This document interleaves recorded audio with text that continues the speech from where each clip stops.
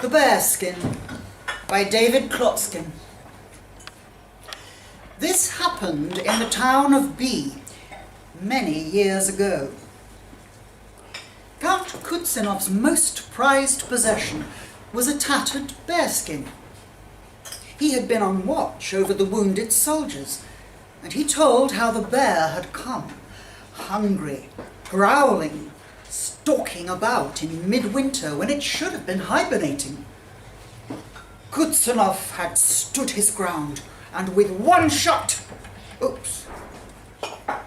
killed the beast, so he said, and as a reward for his bravery and skill, the Tsar had made him a count and granted him 12 rubles a month.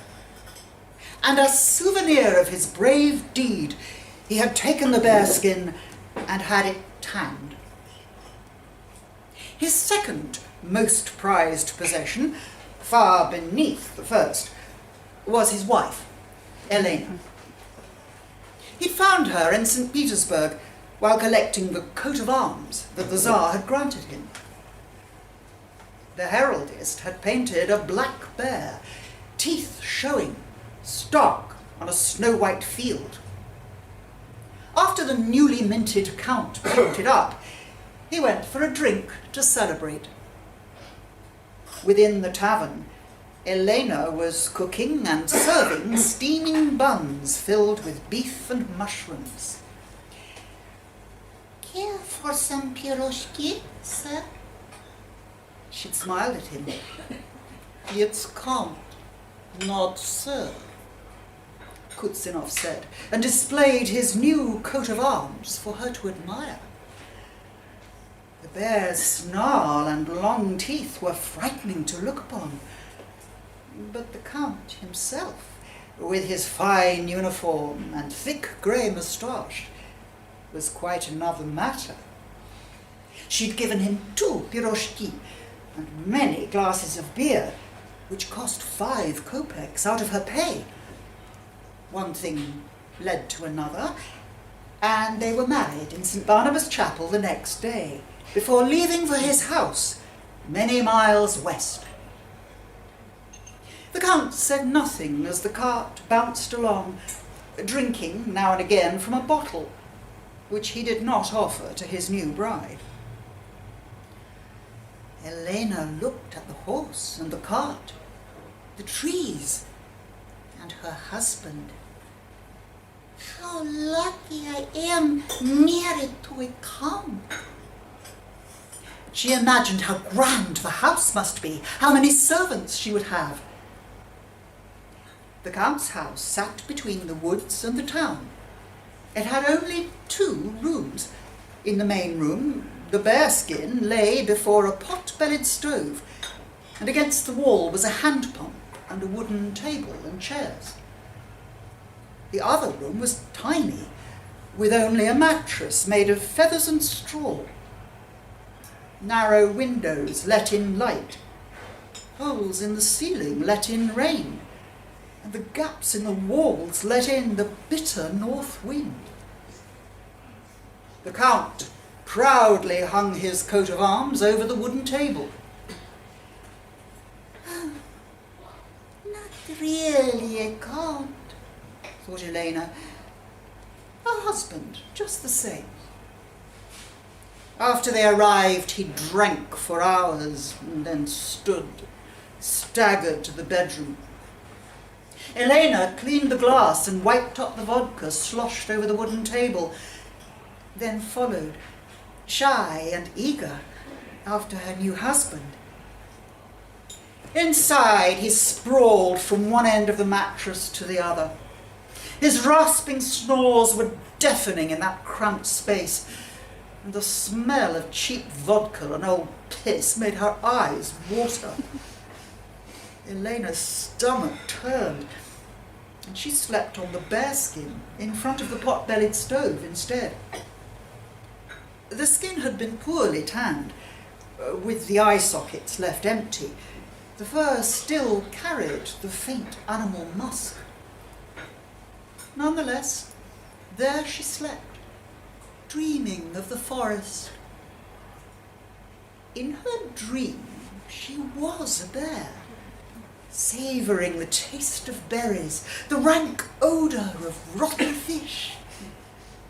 In her dream, she settled for drowsy months in the hollow of an old oak and felt twin cubs growing inside her. A lovely dream. But she woke frightened, her heart pounding. No life would grow inside her, she thought, for as days passed, the Count showed little interest in the pleasures of marriage, wanting only to drink and sleep and sometimes hunt. He only wanted a wife like he wanted a coat of arms, thought Elena. Something a count should have.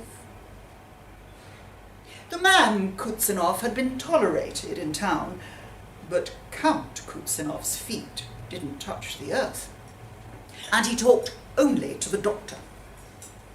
Accordingly, the townspeople only nodded curtly to Elena when they saw her in the street. With no words of love from the Count, or words of friendship from the townspeople, or children to love, Elena felt hollow and pointless as an old dry well. She found solace in her garden, which lay between the forest and the house. There she grew turnips, potatoes, and onions. Between the garden and the woods was a raspberry patch, and in the autumn the berries came thick and plentiful. Elena gathered them up for jam, staining her hands bright red. One day, while collecting, the branches crackled. She looked up. Oh, there was a bear, not a yard away. It was nearly invisible in the raspberry bushes, its black eyes locked on hers. Bear, she whispered. She smelled its thick animal musk and wondered if it could smell her, the faint scent of the bearskin she slept on. It looked at her, head still, not growling, not even moving. Elena extended her hands, filled with raspberries. The bear extended its snout and took a mouthful. Then, popping through like flowers in spring, two little bare faces appeared either side of the mama. Cubs, Elena thought. Children, a bear family. Elena dropped down. The two cubs each licked a berry off her palm, and she dumped the rest on the ground for them to eat. The cubs looked at the pile, crouching shyly either side of their mother. A family. Elena's heart ached. Stay away from here. She pointed back to the house, thinking of her husband. Stay away! But the bears returned often to the raspberry patch, and when the berries ended, Elena piled rotten potatoes beyond the bushes, which the bears ate, snuffling and grunting happily. She said nothing about this to Kutsinov. In the evenings, the doctor would come to drink. He was merry and genial, and told Elena how pretty she was. You are a lovely bride. The doctor winked and nudged the Count. With a bride like that, I would not sit here all night drinking vodka. Elena blushed. Kutsinov scowled but said nothing, as the doctor always bought fine vodka. One night the talk turned to the Count's coat of arms. Argent, the bear rampant proper, armed lanked gules, said Count Kutsinov. I was left behind to guard the wounded, and out of the forest it charged. The doctor drank. Bang! Through the eye. The Count went on. An arm's length away. He raised the bear's paw so the doctor could see the razor-sharp claws. He was angry, this fellow. The doctor ran his eyes along the bearskin. You mean she? It was a boar. It was a sow, said the doctor. He pointed out the narrow head, the width of the skin across the pelvis, and the nipples prominent under the fur. A sow bear charged you in the middle of winter. The doctor reached for the bottle to fill his glass again, but the Count pulled it away. Shot through the eye. The doctor's fingers probed the pelt, poked a finger through a hole in the rump. Here's the shot, he snorted. You know nothing of bears. I can tell a sow bear from a boar bear. The doctor laughed. I'll bet you shot it in the arse in its den while it slept. Elena started. That's what she'd dreamed. That's what had woken her from her sleep on the bearskin.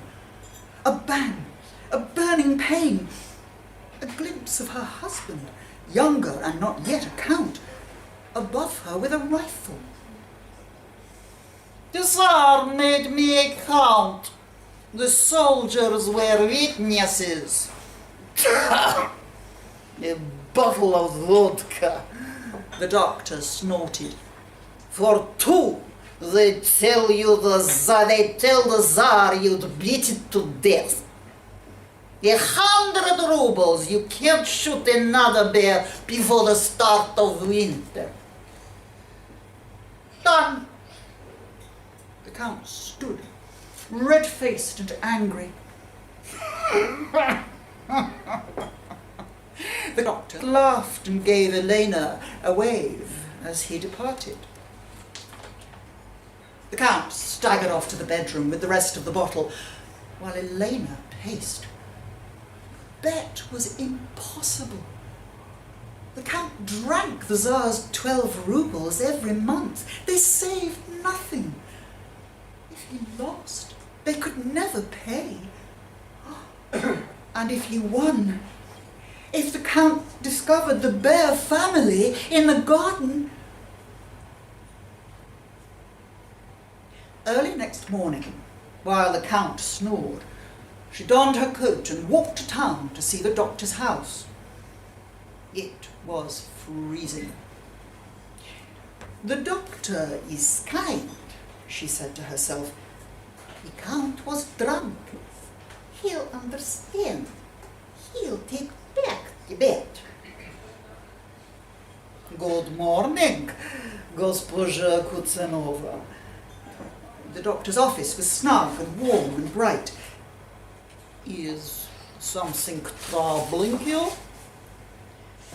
My husband does not have 100 rubles to bet with you, and his hand wobbles so from drink that he couldn't even hit the bear, even if he found one. The doctor shrugged. Could you not forget the bet? Tell him you made a mistake. It was a boar after all.